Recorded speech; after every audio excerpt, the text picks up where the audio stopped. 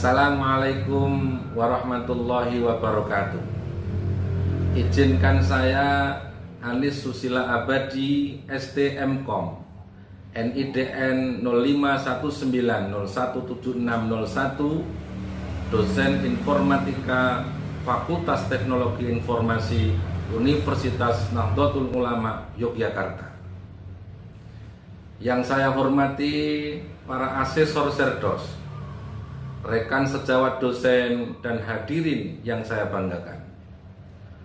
Puji syukur kehadirat Allah Subhanahu wa Ta'ala, Tuhan yang Maha Esa, atas segala limpahan rahmat dan karunia-Nya, sehingga saya dapat berdiri di hadapan Bapak Ibu sekalian untuk menyampaikan pernyataan diri terkait pelaksanaan Tridharma Perguruan Tinggi, khususnya pada aspek pendidikan dan pengajaran melalui implementasi rencana program dan kegiatan pembelajaran semester RPKPS untuk mata kuliah yang saya ampu, yaitu Algoritma Pemrograman, Program Studi Informatika Universitas Nahdlatul Ulama Yogyakarta.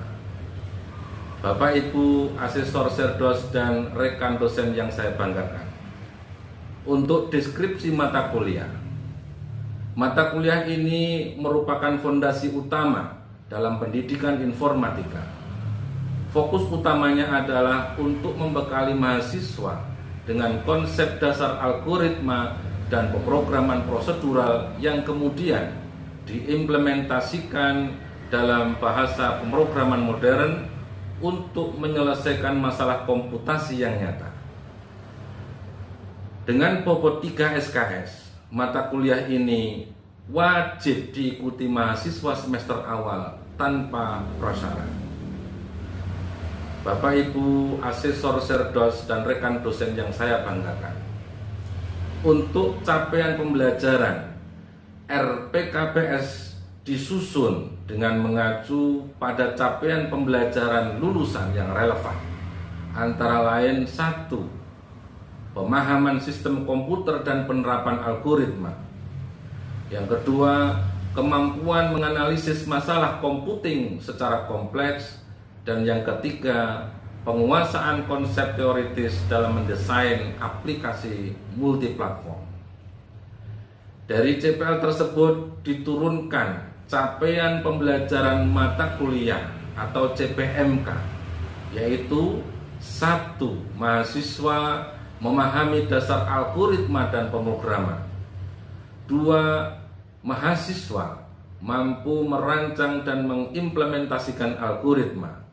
Dan yang ketiga, mahasiswa dapat menganalisis efisiensi algoritma dan menerapkannya dalam studi kasus nyata.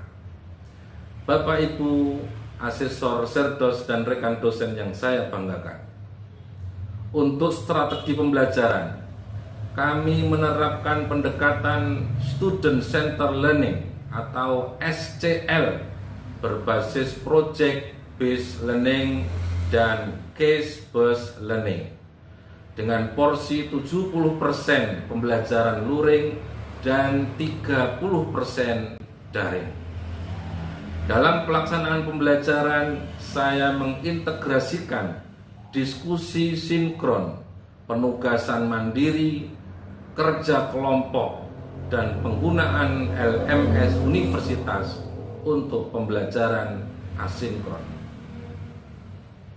Setiap sesi pembelajaran disusun selama 90 menit, mencakup topik-topik seperti pengenalan algoritma dan pemrograman, struktur data dasar yang meliputi array, stack, dan GUI, kemudian struktur kontrol yang di dalamnya ada if, loop, dan recursion, kemudian algoritma searching dan sorting, kemudian pemrograman berbasis objek, file handling dan rekursi, dan debugging, serta optimasi kode. Bapak Ibu asesor Serdos dan rekan dosen yang saya banggakan, selain teori, praktek langsung, dan proyek mini diberikan untuk meningkatkan kompetensi teknis mahasiswa.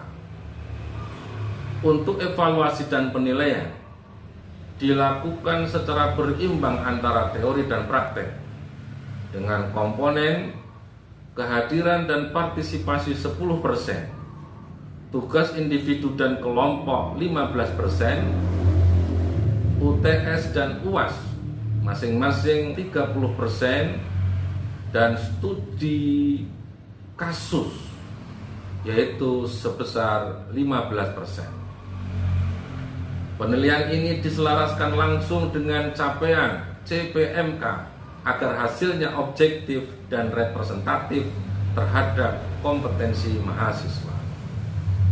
Bapak Ibu asesor Serdos dan rekan dosen yang saya banggakan, untuk evaluasi diri dan tindak lanjut berdasarkan hasil EDOM, evaluasi dosen oleh mahasiswa, nilai rata-rata kepuasan mahasiswa adalah 3,65 dari 4. Dengan berbagai apresiasi atas suasana kelas yang interaktif, metode pengajaran yang aplikatif, dan yang menyenangkan. Namun demikian, beberapa mahasiswa menyampaikan harapan untuk kejelasan tambahan pada materi kompleks seperti rekursi, serta peningkatan media pembelajaran daring. Nah, untuk menghadapi atau menanggapi hal seperti ini, saya telah menindaklanjuti dengan menyediakan ringkasan materi dan video tutorial, kemudian penambahan latihan berbasis proyek, dan peningkatan interaksi pada platform daring. Bapak Ibu asesor Serdos dan rekan dosen yang saya banggakan, sebagai penutup, saya berkomitmen untuk senantiasa meningkatkan mutu pembelajaran melalui perencanaan, pelaksanaan, dan evaluasi yang berkelanjutan. RPKPS bukan hanya sekedar dokumen formal, tetapi merupakan manifestasi dari tanggung jawab akademik saya dalam mencetak lulusan yang kompeten, adaptif, dan mampu bersaing di dunia kerja berbasis teknologi. Demikian pernyataan ini saya sampaikan dengan penuh tanggung jawab dan dedikasi.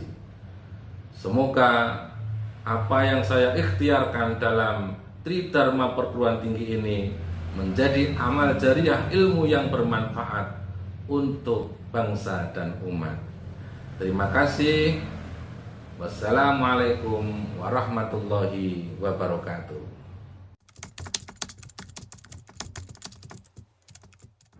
Assalamualaikum warahmatullahi wabarakatuh. Waalaikumsalam warahmatullahi wabarakatuh. Alhamdulillah, wassalatu wassalamu ala rasulillah, la haula wala quwwata illa billah. Hari ini kita masuk mata kuliah algoritma pemrograman. Tapi sebelum kuliah kita mulai, kita berdoa. Mudah-mudahan kuliah kita ada manfaatnya dan kita semuanya diberi pemahaman oleh Allah Subhanahu wa taala. Al-Fatihah.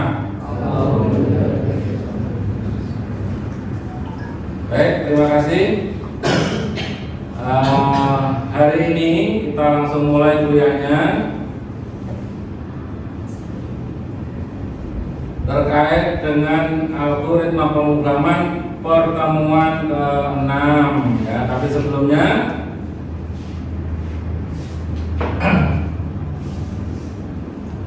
saya akan menanyakan kembali terkait dengan pertemuan sebelumnya, yaitu terkait dengan struktur kontrol seperti percabangan, perulangan, dan proses rekursi, kemudian konsep fungsi, parameter, dan modularitas dalam pemrograman. Kira-kira ada pertanyaan? Ya. Baik, terima kasih. Nah, sekarang kita langsung masuk ke pertemuan ke-6. Kita akan bahas yaitu terkait dengan sorting. Nanti yang akan kita bahas apa itu sorting, kemudian bagaimana contoh penggunaan sorting, kemudian apa saja sorting algoritma jenisnya apa saja dan bagaimana cara kerjanya. Oke, siap ya? Nah, apa itu sorting? Sorting, ya, kalau dalam bahasa kita itu adalah pengurutan atau mengurutkan. Ini adalah suatu proses mengurutkan sekumpulan data. Jadi proses mengurutkan data dari data terkecil, ya, atau kita istilahkan ascending, atau dari data terbesar atau istilahnya descending. Jadi mengurutkan itu ada dua, ada ascending, ada descending. Kalau ascending itu mengurutkan dari terkecil ke terbesar, kemudian kalau descending itu dari terbesar ke terkecil. Nah, kemudian sorting ini juga bisa digunakan untuk mengurutkan sekumpulan data yang berupa angka atau yang berupa tulisan. Kemudian sorting algoritma. Jadi ini ada beberapa jenis, ya. Ada namanya bubble sort, ya. Bubble sort. Kemudian ada insertion sort, ada selection sort, merge sort, quick sort dan lain-lain. Ya, jadi banyak sekali algoritma dalam hal sorting. Nah, ini kita akan coba jelaskan. Yang pertama adalah yang bubble sort. Ya. Nah, bubble sort ini merupakan algoritma sederhana untuk mengurutkan sekumpulan data dengan membandingkan sekaligus menukar datanya. Jadi membandingkan kemudian sekaligus menukar datanya. Kapan? Kalau kondisinya bernilai true. Nih ya, jadi jika kondisinya bernilai true. Dari mana?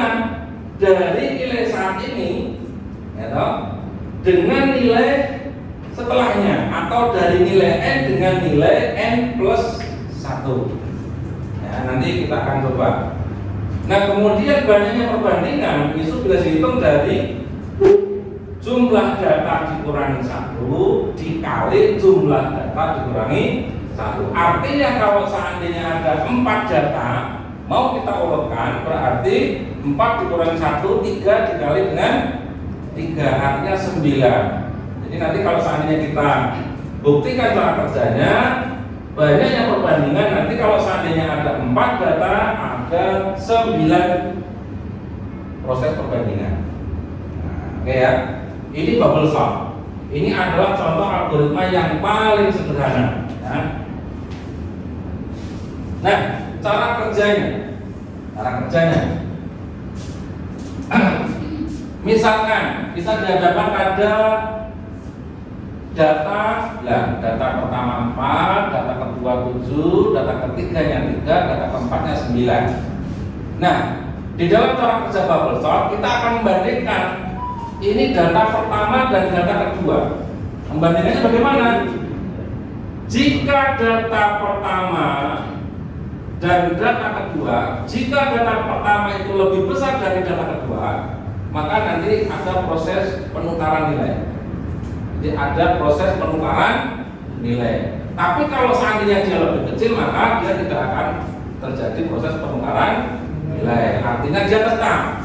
Jadi apakah 4 lebih besar dari 7, maka dia tetap, karena 4 ternyata lebih kecil dari 7. Jadi pada yang perbandingan kedua dia datanya tetap. Kemudian kita lihat data kedua dengan data ketiga, apakah data kedua lebih besar dari data ketiga? Kalau iya maka ditukar. Nah, ini ditukar. Jadi 4, 7, 3, 9, karena 7 lebih besar dari 3, maka ini ditukar sehingga menjadi 4, 3, 7, 9. Berikutnya adalah apakah 7 lebih besar dari 9? Karena tidak, maka hasilnya apa? Ya. Kemudian kita ulang lagi. Datanya itu adalah 4379. Apakah 4 lebih besar dari 3? Kalau iya maka ditukar sehingga menjadi 3479. Kemudian apakah 4 lebih besar dari 7? Tidak, maka dia tetap. Nah, walaupun ini sudah urut 3, 4, 7, 9, kita sudah urut ya. Di dalam cara kerja bubble sort, dia tetap akan melakukan pengolahan sampai datanya selesai. Ya, jadi dia akan melakukan pengulangan. Nah, ini juga walaupun nanti hasilnya sama. Nah, kalau kita lihat tadi banyaknya perbandingan itu 4 dikurangi 1 kali 4 dikurangi 1. 3 kali 3 itu ada 9. Kalau kita lihat di situ 1, 2, 3, 4, 5, 6, 7, 8, 9 perbandingan. Ini yang cara kerja bubble sort. Sampai sini paham? Ada pertanyaan? Ada. Kalau tidak ada, kita akan coba buktikan dengan cara kerja manual. Kalau seandainya kita punya data katakanlah 7, 5, 8, 2. Ya. Coba ini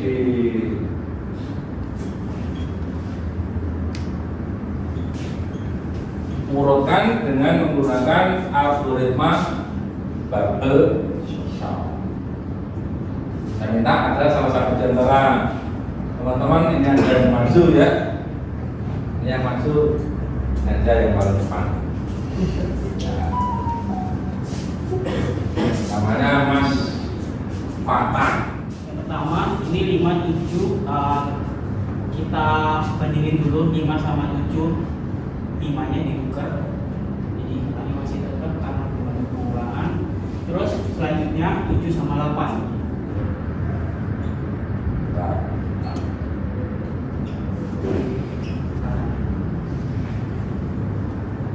Jadi di berapa? 5, 7, 2, 8. Kita eksekusi 5 sama 7. 5, 7, 2, 8.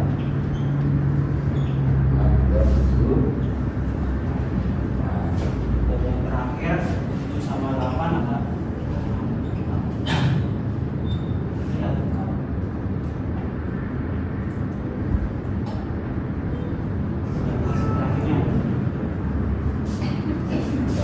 Ya, terima kasih, kita tepuk tangan untuk Mas.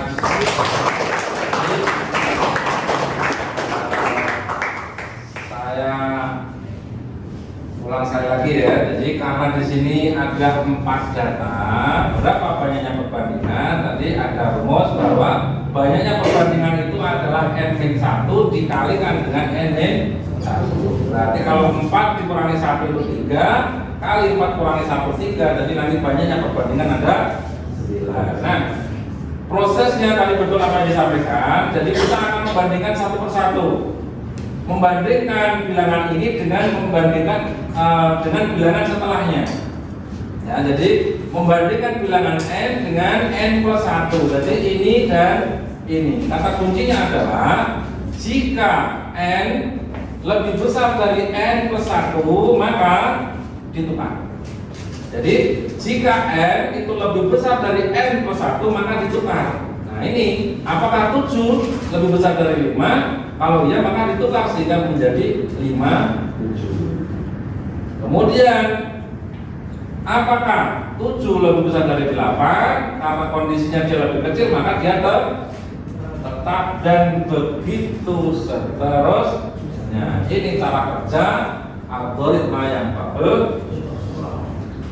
Ada pertanyaan?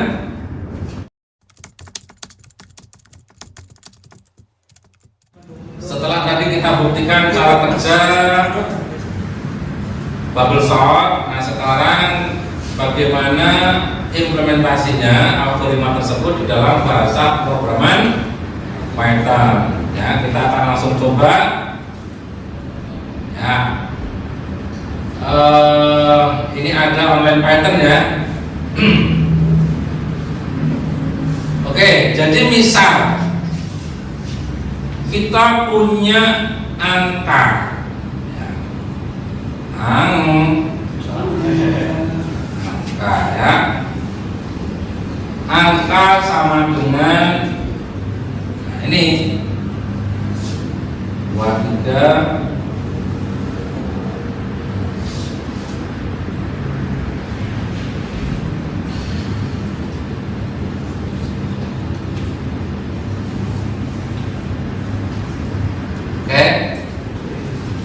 seperti ini ya. Nah, saya nggak usah menanyakan angka ini apa ya. Angka ini adalah sebuah variabel. Kalau isinya seperti ini berarti dia berupa variabel array. Nah, enaknya kalau dengan menggunakan Python ini kita bisa langsung apa namanya, print ya. Print misalkan print angka ya. Nah, kemudian kalau seandainya kita run, apakah ini sudah bisa jalan? Tentunya sudah bisa ya, cuma dia akan menampilkan data-data tersebut itu sesuai dengan urutan kapan dia dimasukkan. Jadi mulai dari 23, 56 sampai dengan angka 5. Nah, sekarang permintaannya adalah bagaimana kalau seandainya menampilkan angka ini kita tampilkan secara urut. Kalau mau ditampilkan secara urut, nah ini kita akan coba praktekkan metode bubble sort ya. Metode bubble sort ya. Kemarin kita sudah belajar terkait dengan bagaimana cara membuat sebuah fungsi. Kita pakai apa? Def ya. Kemudian diikuti dengan nama fungsinya, misalkan fungsinya adalah urut ya. Urut dengan parameter misalkan bin. Nah, di sini kita menggunakan pengulangan bertingkat ya. Jadi ada for. Kemarin kita sudah belajar for teman sebelumnya, for in range ya. Jadi in range jumlah bilangannya kurang 1 ya tadi ya. Jadi kalau kita menggunakan in range itu dia ini adalah mulainya, kemudian stopnya 0, stepnya adalah min 1. Nah, seperti ini artinya kita akan melakukan pengurutan mulai dari pengurutan mundur dari jumlah data sampai dengan data yang pertama ya. Kemudian ada pengulangan lagi for apa ini? For J misalkan in range I. Nah, kemudian kita bandingkan jika bilangan ke J, bilangan ke apa? Ini lebih besar dari bilangan ke J plus 1, maka kita swap, kita tukar. Nah, di dalam menukar itu kita perlu variabel namanya, atau variabel yang digunakan untuk menampung ini bil ke J ya. Kemudian bil ke J sama dengan bil J plus 1 kan gitu. Kemudian bil J plus 1 ini sama dengan apa? Nah, ini kan digunakan untuk menukar ya. Ya. Jadi jika bilangan ke J itu lebih besar dari bilangan J plus 1, maka ini ditukar. Ya, variabel ini sama dengan bilangan ke J sama dengan bilangan J plus 1, bilangan J plus 1 sama dengan tampung. Nah, ini fungsi urutnya sudah selesai. Kemudian kita panggil sebelum kita cetak. Nah, cara panggilnya gimana? Tinggal kita panggil aja nama fungsinya, misalkan urut dengan menyertakan parameter apa? Angka. Ya. Jadi urut.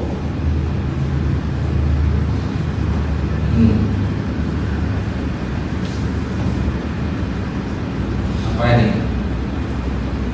Coba ya. Kalau kita apa? Kan bisa. Kalau nggak salah kelihatan. Nah, ternyata sudah urut. Jadi data ini awalnya nggak urut 2, 3, 5, 6. Begitu kita urutkan dengan menggunakan fungsi urut, dia ditampilkan sudah secara urut dari terkecil hingga terbesar. Nah, kalau seandainya mau dari terbesar terkecil, tinggal dirubah ininya lebih besar menjadi lebih kecil.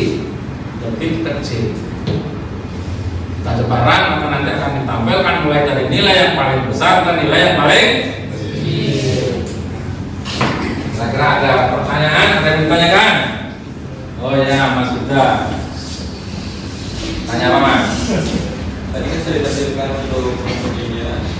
Saya ingin menanyakan terkait hubungan antara fungsi dari for i, for j dengan parameternya tadi, dengan angka atau variabel.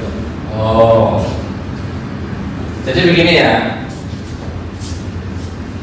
Pertama kan dia memasukkan data ini ke dalam angka, ya kan? Angka ini dikirim. Angka ini kan angka variabel array ya, jadi dikirim ke fungsi urut. Nah ini ya, urut dengan mengirimkan angka.